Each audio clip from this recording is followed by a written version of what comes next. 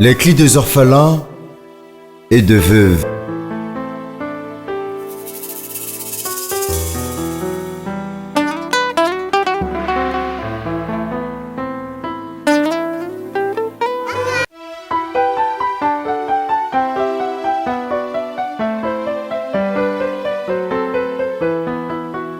Les cris des orphelins et de veuves.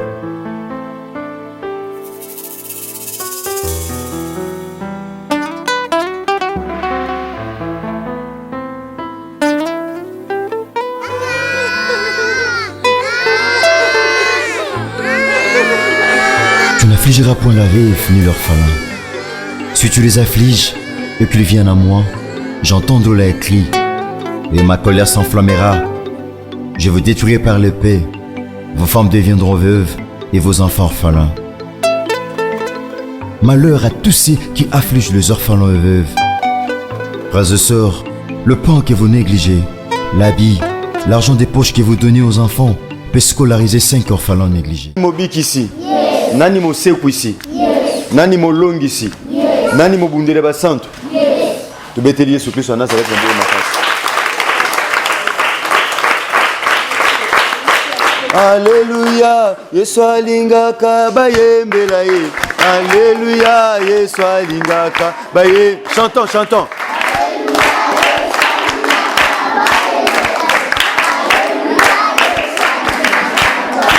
Oh, Alléluia, Yesu alingaka tokumisa ye. Alléluia, Yesu alingaka tokumisa ye.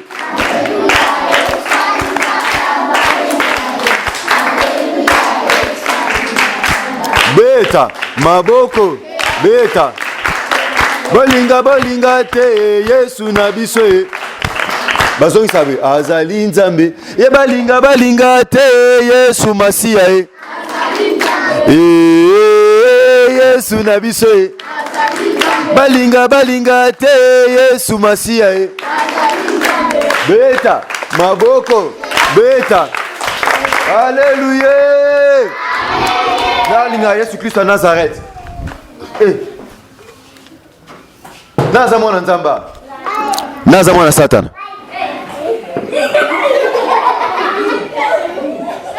Soso pumbwaka. Libata pumbwaka. Ndakwe pumbwaka. Alebete Yesu Kristo à Nazareth mabo makasi. Ekodime, ekodime. Na kindoki nayo okozanga lola. Yes, acclamons Jésus-Christ de Nazareth. Moninga pe nazana Nicodim. Hein? Moninga pe nazana Nicodim kolomoko. Obi ke Yesu Masia Nazareth amalam. Hein? Makome lobi na likambo nyonso esengeli tozongisa lokumu kembo pa na Yesu Masia Nazareth, nzamba tata na biso Jean Paul Mayata de la foi. Et puis tozami na linga itogumba mitu, to pesa nzambe merci wa sangisi biso na temps oyo. Yesu Masia Nazareth wa mata na croix. Nzamba dumna likola ba ndoki. Likola ba magicien, likola ba occultiste nyonso. Likola nguya nyonso abotutu. Yesu Masia Nazareth adumna likola nango. Loba tata merci na pesio merci. Nzamba osangisi biso na moment oyo osali biso ngolu pe bolamu to sambe na kombo Yesu Christ na Nazareth. Merci, Yesu Masia Nazareth, c'est toi le père des orphelins, le mari des veuves. Père éternel, te péché merci. Pour Angolo, Salibiso Nzamba Bomoy. Tout ça, on a biso orphelin. On a différents endroits, on a différentes avenues, on a différentes maisons, on a différentes familles. Moi, c'est pour le 5 sabiso tata. Natina ko changer, ko solo na bana o tata. On a moto bazanga ba parents. Mais tata na bolingo pe ngolu na yo permettre que to kabula mukie o epesa mele biso na temps oyo na kombo na Yesu Kristo Nazareth. Ndeto bonde na kondima pe to lobi amen. Mbote na biso bandeko nanga. Je crois que Tozali Bandeko, il y a église et centre évangélique de la foi en Christ, et quand même na tata na biso de la foi. Ezali na Katia KDC, na 37e communauté des assemblées de Dieu de la République démocratique du Congo. Tozape na association de la foi en Christ, je pense que boza awa et la manalati, l'orchestre na lati bakoma association de la foi en Christ. oyo ezali initiateur nango ezali tata na biso Jean-Paul Mahata de la foi oyo nzambe apesaki ye mokumba to pe souci ya kovisite baorphelin na baveuve na bapasi na bango ya omoni émission na biso kombo nango les cris des orphelins ana likolo Makomé le bin livre à Jacques chapitre 1er verset 27 que la religion pure et sans tache devant Dieu notre Père consiste à visiter les orphelins. Pour la bandeko bana koko so en français donc religion malamu oyo zo sepeli sanzam oyo za peto ezali ya ko tala ba orphelin na ba veuve ya ko sunga bango na ba pasi na bango. Voilà pourquoi association de la foi en Christ na ba partenaire nyonso émission les cris des orphelins de veuve.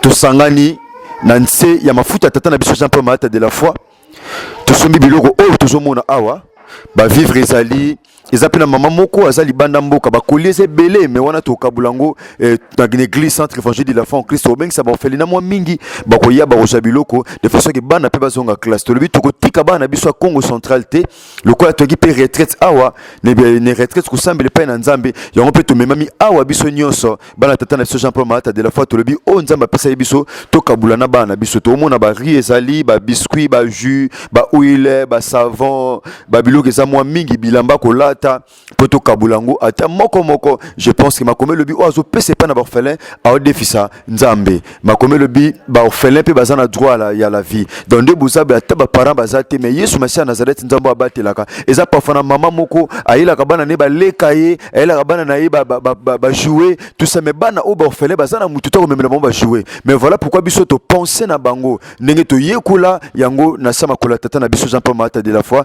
yango to sala pamba te mona mayele alobaka ndenge tata zoloba yango to sala yango merci na ndeko nyonso chaque partenaire oza parfois libanda même o to sana bino awa bo pesa bilamba kolata ndeko sana biso awa pesa ka moi quelque chose to sangisa pono ko sunga ba orphelin na ba veuve na ba pasi na bango je crois que Yesu Masia Nazareth tsoto longo awa to kende Kinshasa pe to kabona ba ndeko o pe bazana Kinshasa par la grâce de Dieu na mukumba o nzambe tata pesa biso yango to ina oyo ya momu keto kabola elongo na ba ndeko nyonso par la grâce de Dieu n'habiter ndeko reste kangi na nzela na ye avec sa permission ne te sera permettre toujours même deux orphelins awato mais qu'un peu ko changer na bango bano to mona nyonso ba orphelin parfois zanga mapapa kolata parfois zanga bilamba kolata parfois scolari kotanga eza moi difficulté mon kokoso je crois bano ba mona mais les orphelins aussi ont droit à la vie dans le baga eza na mona moko ta sepela ba parents ba kufa batika l'orphelin. Bonjour.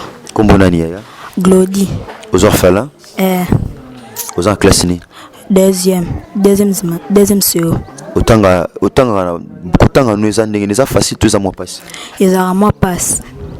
difficulté nous eza nini Eza pona nerval er mususu iba oke koloba pa et papa le omona er mususu aboyaka mais er mususu mama e mo abunda na kofuta mama sala musani ateka ni maleo to comprendre maleo maleo eza biloko olia ya restaurant ba madesu ba poisson ba kalinga ba fufu ba lamba c'est ça maleo ndenge siko mama lamba maleo boko la bino ndenge kana koteka soka teki ya longlanda mambo yango to lia yango to sela nyos boza combien bobota mi combien to boda ma 3 bino no stro botanga ka yo amwa liboso tinga za mwana suka siko yo kutu moi passe siko ba obali kolono bana ba classe ni moko na 4e moko na première gradua batanga na bango bien sans problème mama ka mtaputa na yo kama lewa wana ngo tangisa mutu université ba syllabus ba makamnyo ba transport ezaka facile pona bino mususu bakina makolo mezala moi passe pona mbonga transport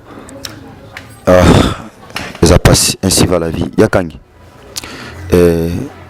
maman na lo bango tongo nyonso pendant que tozolia to mela quelque part les bana moko ba souffrir biso za na ba Congo to na Congo central dans une église CPEV centre évangélique et pain de vie où quand même na pasteur Luta na kata KDC tout le monde a combien les orphelins sont en train de souffrir tout le monde a comment bana ba onyo comme ba msubaza ba yima kolongolo donc c'est très difficile il y a bagel lamba aux négligé moi un frère nous ont négligé yaya so sungilongo orphelin nzamba ozanga to pambola yo to bango Makomé le bi la religion pure et sainte ezaka slogan te maman papa Makomé le bi na Jacques chapitre 1er verset 27 que la religion pure et sainte devant Dieu notre Père consiste à visiter les orphelins ba nous batanga parfois ba condition malam mais bana oyo réalisé ba okende université makolo quand tu as mutu asali déjà trajet ki université makolo il y a au senti moralement ça déjà battu faut mama te kanomba lewa biloko kolia bon lamba c'est très difficile obiso to kokeli ya ngwana par la grâce de Dieu.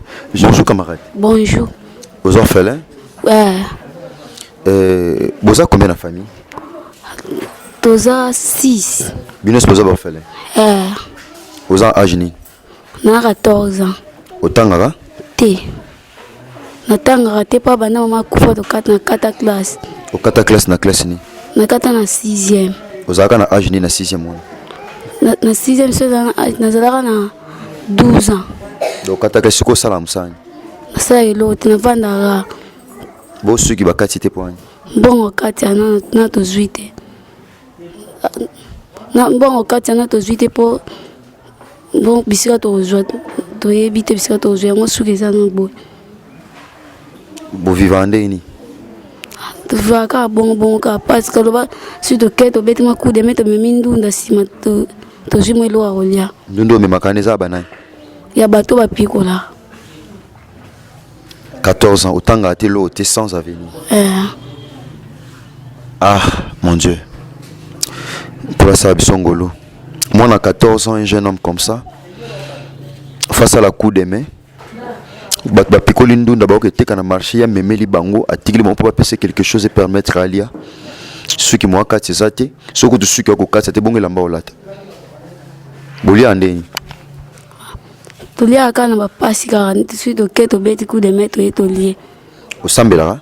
Au Sambela. To sambela ka On y met les sommation dans zakati mokonji pe mbikis. Tambo no banga nzambe. Yesu masana zakati osalo grâce. Na suke mission to sola, to yebande nzamba osunga, to bande to salo ki ya. Nzamba osalo ngolu bokola malamu. Yakangi. Papa to mama, bane akufa entre papa to mama na akufa. Mama. Bo papa sala elote. Abala mwasi msusu. Abala mwasi msusu. Moi sana aller sa binote. Kawa via pasika. Ça va moi tout beaucoup en profondeur exacte. Tomoni et na kuma miso motambolanga na miso dans no kokate. Ko kota na profondeur autour ba question belé. Bonjour la grande. Bonjour. Comment on est? Fidéline. Ya Fidéline. Et pour orpheline? Nana kufa papa to maman. Papa. Aux en classe ni? 6e. Au salaire déjà examen na yo? Autant nous sans problème, il n'y a pas de souffle à bien. Bien té. Bien tenandé. Ceux qui maman zim bon te muto futa zati. Bon en classe. On va classe moto autant bien té parce que so maman comme ta pesa so maman salam san. Akina kabilanga. Asala binanga bandunda. Té bapondo aluna ka bapondo. Alors pondu et pondu ndabo sala ba moi un peu beaucoup et kola bongo té. Bongo. Nzamba osala ngolo to sola na suka émission nzamba sa bino grâce. Merci bandonanga basi pe mibali. Toza en Congo central. Toi qui retraite, tu sois na papa na biso mayata. Tu sengenzela papa to gesa musala. Apesi so akope sabiso. Merci à l'association de la foi en Christ. Merci à mes chers partenaires. Nous sommes dans le monde, nous sommes malades, nous sommes dans l'hôpital, nous sommes dans l'hôpital pour nos orphelins. Merci à maman Atinde Babilamba. Babilamba, Botindi Bilamba, c'est belé.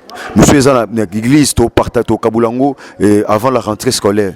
Yesu masana nazareth ndeko lingo koma pe partenaire émission oyo kozanga te okomela biso pe lingo ko transformation de la foi en Christ o sala misala kondima Jacques lobi talisanga kondima na yo o ezanga misala ngana taliso o angeza na misala tozana numéro 1 maman Odette de la foi bakambi bazali maman Michel et Polo maman Annie maman Emerance tozana maman Odette de la foi numéro ba twaneza maman Odette de la foi na likolo numéro moza plus 33 au mona ngwana likolo benga numéro 1 o kwa dire rapidement na association de la foi en Christ nzamba ozanga te ko salongo le pebolam nzamba mona bino nyonso ba partenaire nyonso émission les cris des orphelins de veuve surtout longue awa na Congo central tozonga na Kinshasa tokabula lisusu oyo nzambe atie biso na maboko par la grâce de Dieu na nzela na yo partenaire na nzela association de la foi en Christ na nzela soutien église CFC et commande tata na biso Jean-Paul Mayata de la foi.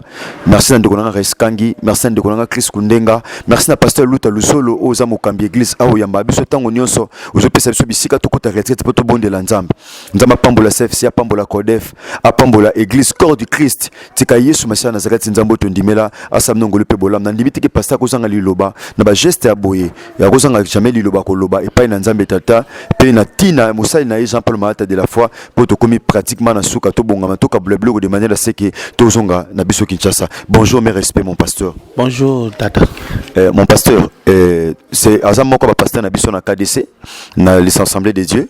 Papa et ça la konde ni tango biso bana na yo bien que papa na biso Jean-Paul Mayata de la foi après ça biso nzela au sa musala au parf tant to yaka a to jubo orphelin de part et d'autre basé belé ba ko ça ba une cinquantaine comme ça et ça konde ni poto kabula mo muke ou epesa mele biso pasteur. Vraiment ezala ke sengo makasi et puis toujours na lobarake nzambe apambola bandeko nyonso bazo contribuer pona kosunga bana neti boye ndenge na lobarake na nzela ya basali na nzambe lokola pasteur Jean-Paul Mayata bandeko Herbi bandeko Raïs bango nyonso tout donc soki eloko ekomi en tout cas ekomaka na destination ndenge bomoni exemple yango tozotala boye bana bazawa lisusu awa classe kalate ezozonga toyebi te nini ekosalema mais na soulagement neti ya boye vraiment nzamba azwa lokumu et puis nzamba pambola bandeko nyonso ya association de la foi en Christ bisika nyonso boza boyeba ke tango bozotya quelque chose en tout cas ekomaka na destination yango na vraiment nzambe apambola bino nzamba azongisa mingi tokoloba mingi tokoloba même mutu akoki kokanisa bino plus ezakaka kolona biso Yesu Masia Nazareth yende mutu akoki kosunga donc nzamba apambola bino vraiment. Merci beaucoup pasteur. Merci pasteur. En titre symbolique, Torozo Eloko Moko, avec permission pasteur, a opé Satan Mwana Moko, il y a Chris Kundenga, il y a Torozo Eloko Moko, c'est mon titre symbolique, moi aussi.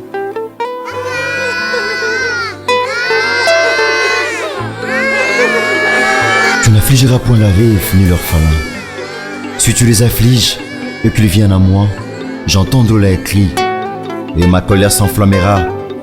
Je vous détruirai par l'épée, vos femmes deviendront veuves et vos enfants orphelins. Malheur à tous ceux qui affligent les orphelins. Chers frères, chers sœurs, chrétiens, que vous êtes, Tika Sumasa Nazgata Pambola Bino, Bana CFC, Bana Codef, Bana de la Foi TV, de quoi poser les bakor dans l'émission Nabiso les cris des orphelins de veuves. Merci Natata Nabiso Jean-Paul Mayata de la foi. Nanzelo pesa biso bana osala musala nzambe ya ozana souci pour faire un peu baveve. Merci na partenaire Nabiso, topé sponsor Nabiso association de la foi en Christ.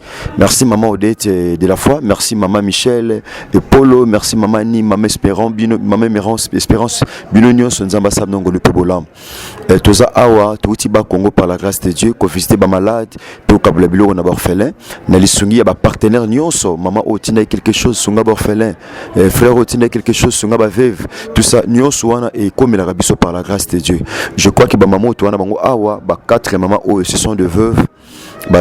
Alors que la Bible dit dans religion pure et sainte devant Dieu consiste à visiter les orphelins eux de veuves dans leurs afflictions. Et ça bandeko moko na lisungi association de la foi en Christ na lisunga bandeko o ba soutenir ba orphelin pe ba veuve association de la foi en Christ babi papa zwa ndambo oyo ndeko mo bi mama zwa oyo kabula ta ba veuve bali ata kolia bazwa te loko asala ta kwanga pamba ta mapa pamba ta makala pamba teka et to kutana bandeko awa poto kabula moi quelque chose ou epesameli bandeko ba mama débriera mais moi koko so ezali tellement makasi tonga tu changer moi pour quelques 30 secondes seulement. Bonjour maman. Bonjour papa. Yo salam sani maman. Nalambaka kwanga. Maman s'il vous plaît. Maman Blandine. Okolo bani pona de sunge komeli yo po o beaucoup bakisana kwanga o salaka. Nalbika merci.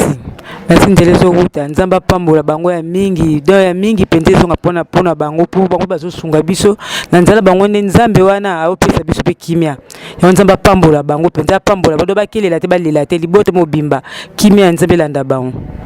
Merci maman. Bonjour maman Yvonne. Ah, bonjour. tokaki ozobima so te comme na première misu ezalaki oye difficilement fo mwana tambusa yo tonga toya na ndako me tomoni koya kuna ozala pasi émission na biso ezalaka na minute bien calculé koya kuna kokende bandako yo mo tosangisaki bino esika mo awa na mo lisongi ekomeli na nzela association de la foi en Christ na nzela mama oyo asungi bino baveve na nzela bandeko nyonso bafrère basœur oyo bakanisaka bino okoloba nini mpo na bango. Vraiment nazo remercier bango makasi eza na même na kati ya mabota na biso ntango mosusu baobanzela biso boye te mais vraiment nzambe azwa lokumu abakisela bango ya mingi epai bango babimisi mpo nazalaki na kati ya difficulté meme ya kisi ekosunga ngai mpo ekosunga ngai lisusu na reprendre na mosala nga moke nasalaka mwa nguba na ngai na kombo soki okoyebisa nzambe likambo mpo na pasteur de la foi oyo apesa biso nzela tosala mosala oyo so alobi botika osala mosala oyo totika aza tata towana sa makolo na ye mafuta oyo eza likolo na biso ezaka mafuta tata okoyebisa nini na bandeko baolanda biso mokili mokoloba na papa de la foi nini nalobi na papa de la foi vraiment nzambe abakisela ye so ebele akoba kokamba ye na kati ya lotomo na ye ekende toujours liboso mpela moko makomi ekomi ete mon serviteur montera sera élevé très haut placé amema ye mpenza likolo. Merci maman Nzamba Pambola. Bonjour maman. Bonjour. Maman Nani s'il vous plaît. Maman Germaine. Maman Germaine, au salam san. Nalamba kwanga. Na moi soutien au memeli biso awa nanzela association de la foi en Christ nanzela ba partenaire nyos émission les clés des orphelins de Dieu. Okolo banini pona bango na moi moki komeli biso. En tout cas na remercier bango makasi Nzamba Pambola bango esuka kapa na biso te na baninga na biso bazo souffrir neti nga penza na za na difficulté makasi papa uti ko kufa atiki biso libanda en tout cas na za na pasi makasi penza na zangi eseka ya kokende biseka nazo futela na bane ko futela babimisa kinga na minute to zwa kinda ko mo ya mokema en tout cas Nzambe moko ayebi akotika biso te. Merci maman. Bible Nzambe na biso sur na zakati il est le père des orphelins et le mari des veuves. Bosambela ka pona bandeko basala ba geste même pona biso to sa musalo na ndi makenzambe autika binote organisa bino. Bonjour maman. Bonjour pasteur. Maman, je pense que vous avez banda temps et belé pona ko zana mukuse impression nous nini pona lisungu bandeko ba pesa biso ya mo muke o nebi ke ko sungu vino mobimba te mais mo muke oyo ata mo makala ata eloko muke o sala je okolo bani maman. En tout cas nasengi bango merci mingi. Nzamba mema bango na dimension onano mema bango te pona journal lelo banda tongora na lelo kote Nzambe nanga za témoin parce que na banda ko voyager na kende susu te po mbongo ezate ko tala bana donc na zana eloko susu te mais na mo muke ona zui vraiment nazo mona te lo lengi ni na koko remercier Nzambe wana pe papa nanga de la foi na onyo sazo sala vraiment nazo yeba tendene na koko s'exprimer devant Nzambe wana Nzamba bakisele ya mutu ya pe pasteur Herbi amona makambo nano amona te na vie na ye donc changement ya munene kota na vie na ye à cause ya acte wa sali banda tongo na lelo kote mais na sutu kaka telefone leli mama yaka en tout cas esalinga esengo Nzambe apambola bango makasi na ba mama nyoso bazo soutenir biso ba veuve. Dans la vente à Nazolela ndako Nzambe nga naza veuve depuis 2005 15 ans na supporter bana misali zate bona ko vivre ndenge nini Nzambe zo pesa ngaka ya nozela kaka naza Nzambe ya ba veuve na ko yano la bio kaka yango na sengi merci na nyonso ekomeli biso. Merci maman Nzamba Zolokum ya Elali comment ça va? Ça va bien. Yelo ya zate utikali yomoko? Okolo banini na mwan bam yo bandeko basunga yo mwa mingi papa kanise lali pour moi to mono az orpheline avant da pas grande sœur na ye ba fanda na kata pharmacie bateki na butu batani metu balali na kata pharmacie sko grande sœur abimaki agende ko bunda zwa mapa sko yele katika laki ye moko bakangi pharmacie lokwa za mwana mke afandi pa ba voisine sikoyo okolo banini pona lisungo ba pesa bino ye Nzamba Pambola bango bakisela bango mususu. Merci to mona ndeko yo ezana ndeko moko na kombo ya ndiko asaka konene Aurélie Aurélie azaka baleki mibale parfait na nani na merdi baleki ya mibale bakendaki na ba Congo na Congo central siko ya pas ata déplacer santé peso tongisa ya on tozwi ndeko na ya yo komo na Carmen ozana nani pande ko Aurélie naza mwana noko na bango yo zana orpheline te non te siko moni mbongo to pesa eza mbongo ba orpheline d'abord orphelin eza mbongo bomba opesa Aurélie eza yote yo juste ko représenter pour ajouter quelque chose je crois o ebongisa mais pour na bino ya yango to pesa par la grâce de Dieu au pesa oyo ya Aurélie Aurélie excusez-moi pardon yaya oyo nebi ki olakisa yaya o comprendre OK wana yo maman oyo moni bambongo bozwa nzamba sala grâce mitema na bino efongwama pona kopambola mama omona malamu te bolimsanga na bi bambongo bozwi eza mitoka bato muso aza na poto muso aza na Afrique abundaka mais akanisi bino mama tika lo sambo bosala epai na Yesu Masiya Nazareth asala en sorte que lipambo eza bando musu bapesi biloko ano na mwana te mapesi borfela pesi baveve mutusu ana musala te abatamaka masala à coup de main na sama lila bimana tongo mais akanisi mama moko o ana intérêt mon eloko na vie na ote so mama bongo soki mbongo na ye oliengo ka faut sambela nzambe obundo batata pendant que non lia pendant que non teka polo sala mama o bolam sala papa bolam Yesu Masiya Nazareth azanga to sala nongolo bongo na bozui atotekelongo loko na bi e pambo meleki na mabongo na musena na nzambe tata na biso de la foi ayebisa biso makambo mpona bambongo nyonso to saka maloba liko nango na ondima ke Christ asala mbongo ya posunga bino Yesu Masiya Nazareth abatela bino so kola sungi lisusu to zanga te kozonga ko pambola bino lisusu na lisanga bandeko merci na association de la foi en Christ na lobaka ndeko nyonso za partout à travers le monde entier olingo kota na association de la foi en Christ numéro eza benga mama Odette de la foi bando balandi de la foi TV toza ana kimbanse ke na district ya Changu te apa bando ko aveugle to moni pe mama Zolamba mbote mama mbote to mutu epo tukutana bando ko awa mais to moni ka ndeko Jonas asa mobo ndeko nani ndeko Maurice babimaki na ko na mwana nga mususu ko asongeli koteka ngeta boto mona mese ko yibo ndenge ni poni mbongo ezate pona ngana bele ki yango na sikoyo mambongo nyonso ekena nzoto na ngai donc mbongo nyonso ekena bakisipa na yo ngeta so olamba ni fufu zolamba bongo fufu pona bandi ba aveugle balia ngeta siko tu ena quelque chose awa to pesa bana ndeko aza pe na difficulté oyoka no to sola na ndenge ni bandeko to mona basa aveugle basa kami balé moko abimi ndeko Jonas mbote ndeko pasteur ndeko Jonas bien. Pasteur est Boni. Ah, merci. OK. Boni. Na vanna ngai. Wapi ndo Maurice ake wapi? Maurice abimaki. Ake kop. Ndeni sikoka sofandika. Na vanna nga me. Na moni mese kwei biloko ezate oteka sute? Biloko mete koma na nga polele biloko ndenga. Oteka ka biloko ndenga na. Merci.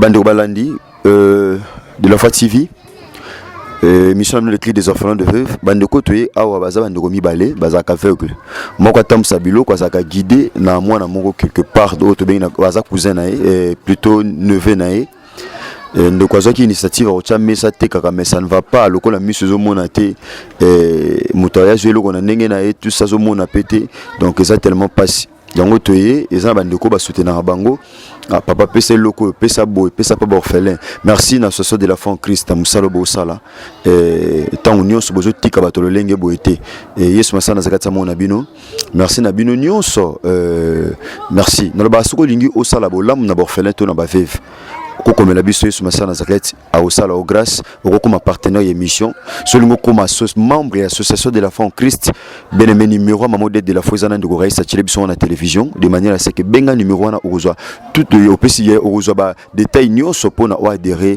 na association de la foi en Christ merci lokola ndeko moko yo kizama mbulu tozongela mama pona to kabula oyo bandeko batinda ke pa mama mama oyo bandeko batindaki yango oyo bapambola bino na tina na yango olobaka nini ntango lipambola boye ekomelaka bino ntango nyonso mbongo nani yango ozo nalobaka na boye tata nzambe apambolaka bakisaka place oyo eutaka mosolo batindelaka ngai yango wana merci tata apambola bino koya na bino na pesa wana maboko tata nzambe na bozongi na bino pe lisusu amen Merci Bandeko Balandi la TV. Yesu masana zakata sur le kum kimbo masan joli. Je crois que ça la musala oyo nzambe tata peso parce que ma comme le livre à Jacques chapitre 1er verset 27 que la religion pure et sans tache devant Dieu consiste à visiter les orphelins eux de veuves. Ma comme le livre il y a proverbe il y a Ecclésiaste plutôt. Je lis pana yo boka na mai quelque temps après ko récupérer yango musala ngonde yango yango fongola ba porte ya soutenir ba orphelin ba veuve ba démunis ba to bazoni yo kwama salo ke nzamba osala grâce et toujours continuer mission na biso par la grâce de Dieu. Yesu Massia Nazareth, Assalabnongolo, Pebolamu, merci de Corès Kang et merci à la grande famille, à la grande équipe de la Foi TV, que Jésus-Christ de Nazareth vous bénisse. Merci. Merci Bando Balandi de la Foi TV, Balandi Mission Les Clés des Orphelins de Veuves, tout ça Awa et Paya Sœur Arlette, où Azali est né de la famille, orphelin. Il y a orpheline, Abour la balé qui n'est pas orphelin, donc Baza Bangono Subasi, mais Mobile Yazamoko.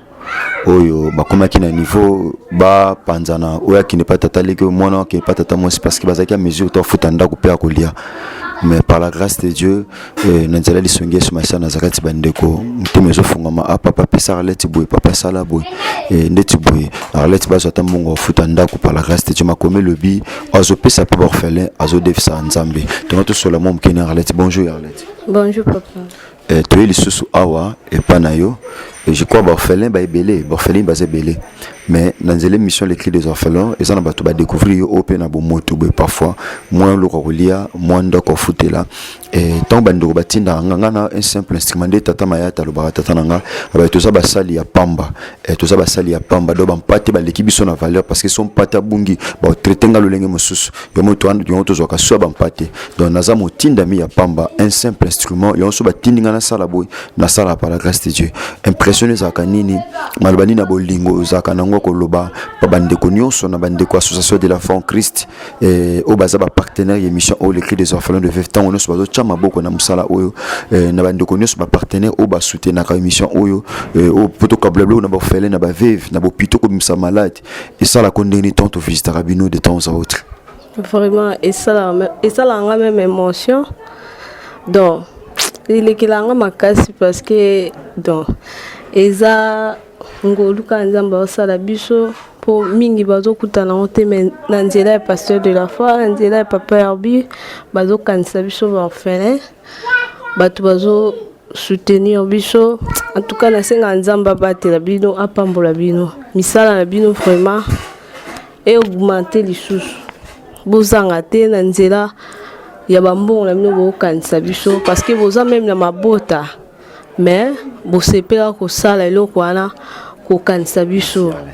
Vraiment merci beaucoup. Moi ya Joël, bonjour Yaya. Ça va? Beaucoup pour ça na? Bonne santé. Santé bien. Yo salam sani kasi. Na kumba moto. Kumba moto ngwana. Ya bisora tozo apona ko lukara moya vivre ya ndako moya. Ba maladi nyonso makawa. Na kati ya moto ga. Oh problème mo songolo. Na kati ya moto ga. Oh mba courant ba mai. Nyonso ebimara na nzela moto. Bosko so bosali mbongo so ezupan bosala nde. Bona kuti moto libande fandi ya ndeza na pane bosali telelo. Telelo na bimai na ngati na vanda ipo na moni moto ngo pe komi ko déranger po e umeli makasi. Et on a ka kelia ka do bomba te po soma msudo mbongo na mboliaka. Do kisina ya ngwana. Do bande ko bana moto, ba orphelin bana moto et yango ka bate balelaka basala nyonso. Donc nde komi ko makala bongo pan mbongo soma msu ezate. Ezate pas ça. Nzamba bomo to sambele sur Massia Nazareth. Azanzambi Abi comment aux assoignants parce que le père des orphelins et le mari des veuves. Merci bandeko eza une famille ya orphelin babunda bango moko ni tata ni soutien tata mwasi et ça ba tata mwasi to ba maman leko ba parfois ba kanisa bino pe na fin ni mo ba songi bino. Te pasteur. Arlette. Eza bongo? Te pasteur. Wala bana oloba vérité mutu azate. Nana bi ke bobanga nzambe. Non mais ngana yebi depuis naza convaincu bobanga nzambe. Ya moni même apambole msunza mazo lekisa na nzana bino parce que vous craignez Dieu. Vous continuez banga nzambe. Nzambe font la lola pona bino. Autina même ba korbo ba lesa bino par sa grâce. Tika nzamba pambola bino. Bo sunga bino tana ko futa ndaku. Nebi ke nzamba osala grâce. Et Arlette. Je crois que au lobby déjà nous c'est le bami par la grâce de Dieu. Tika nzamba ka continue ko sunga par sa grâce. merci bandeko na ngai tokomi pratiquement nesuka émission na biso les cris des orphelins de veuve tika yesu masa na zakati to sale la pe to ndimela asala ngolo pe bolam merci ndeko chaki 1 franc 1 euro 1 dollar tika yesu masa na zakati asala ngolo pe bolam mapamboli nyonso oyo ilakama na kati liloba nzambe ezala partage na yo ningi tatazo ba mikolo na olinga ngo mingi aloba ko seka na biso ndeko lia na bango merci bandeko to na 9 mercredi pe tozo tongela nzambe ndako to soma mapango c'est facile to tongela ndako to tongela nzambe ndako wana poso sala soutien pona ko tongela nzambe ndako okobenga même yo dette de la foi okobenga tata na biso Jean Paul Mahata okobenga évangéliste Jean Robert Mfumu okobenga berger Blanchard Moke okobenga maman na so de la foi okobenga yemo tata na biso Jean Paul Mahata de la foi okobenga penga i pasteur Herbi obo sala soutien na construction église Yesu Masa Nazareth aozanga te ko sala ndongolo pe bolam to tongela nzambe ndako par la grâce de Dieu poto seka malamu to bango na balela so Yesu Masa Nazareth mizongeli te to kutana prochain numéro sinon Yesu Masa Nazareth asala ndongolo pe bolamu merci ndeko Rais Kangi merci na la grande famille de la foi TV ndeko to mona ndeko Bogo Sanderson to mona ndeko Rabi Mavinga